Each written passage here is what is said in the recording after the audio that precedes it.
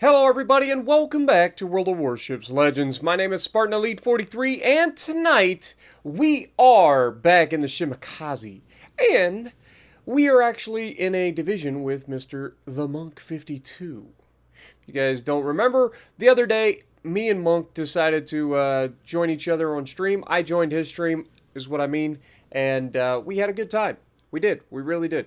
And this is one of the games that we ran into. So before we get started on the game, you guys know the deal. We are on the path to 50,000 subscribers by the end of the year.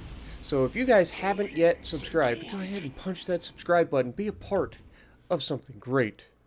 Now, let's get into it. So, I've been getting asked about the Shima and how I play the Shima.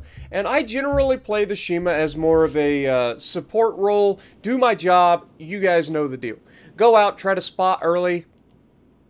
Get damage as I can, but damage is not my priority, right? My priority is to go out, spot for the team, and try to do my best to win the game, okay? When I play destroyers, I don't play for damage.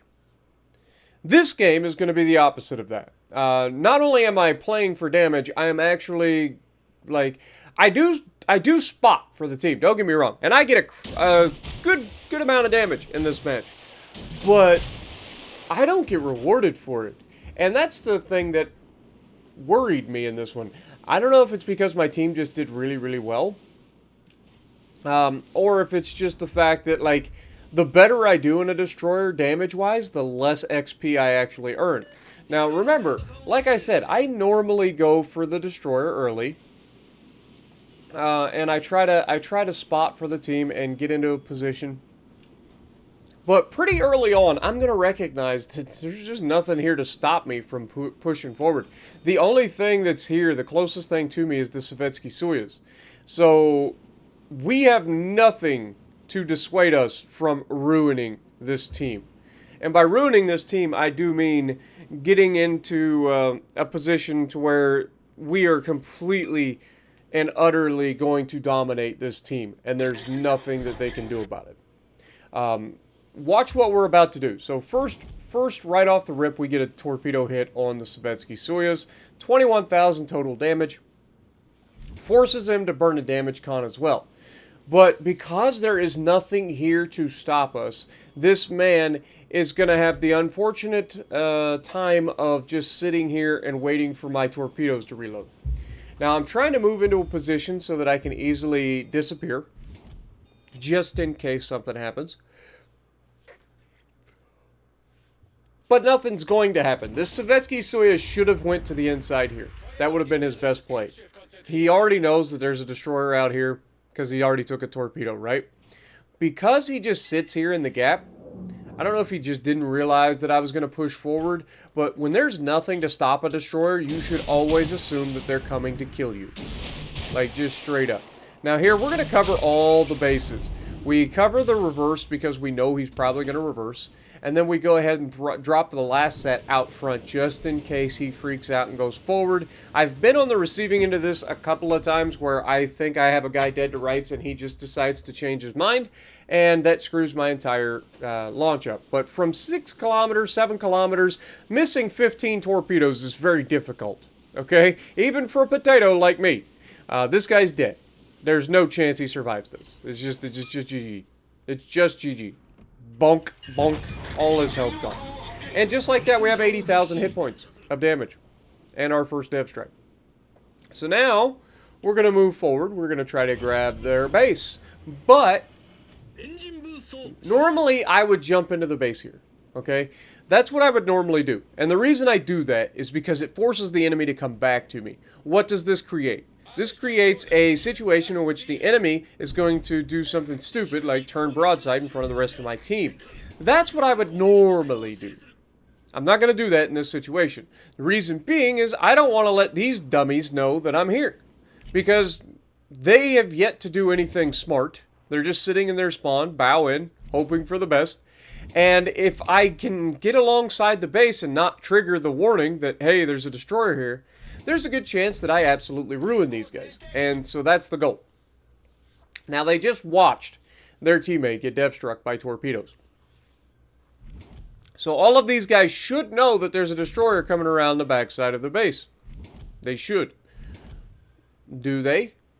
We'll let you guys be the judge. Now, this Pommern and this Mino are gonna kind of screw each other over here. I'm trying to figure out exactly where I want to drop these torps because they're kind of crossing each other, but kind of in the same spot. So, like, I want to spread the love out, but I also want some overlap. And so I end up choosing the first one being the center, and then I do a little before and a little after to try to spread the love out so that we can catch these guys with some torpedoes. And boy, do we catch them with torpedoes. We managed to hit the Mino with a torpedo and the Pommern with torpedoes. So we get a twofer in terms of being able to score damage on people.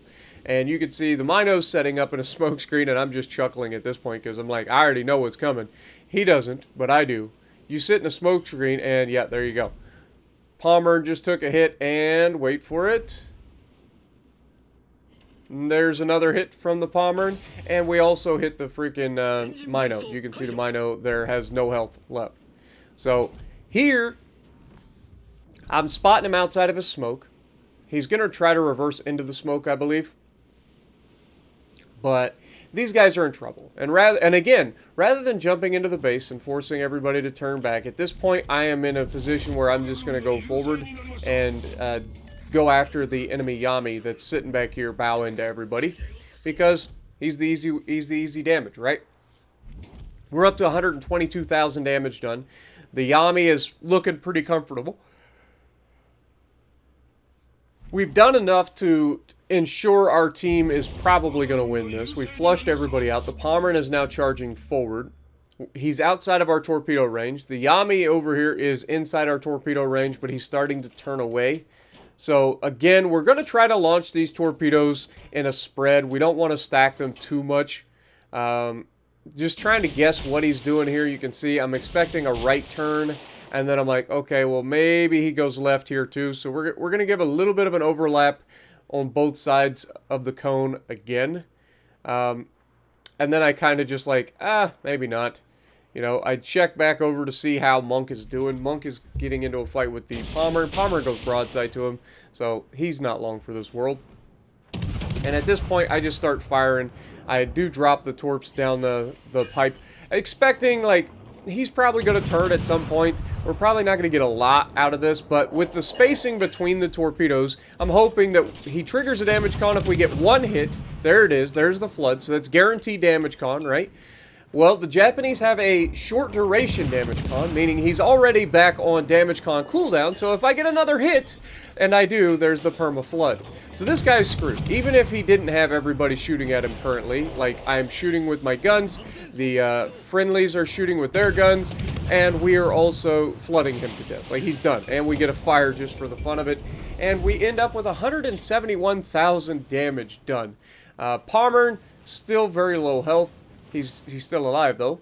So we're going to head back in that direction and see if we can't get up in there and help Monk out. But Monk is in the Stalingrad. So if this Pommern backs out in front of him, he's dead. Like, the Pommern may be a chunky boy in terms of armor.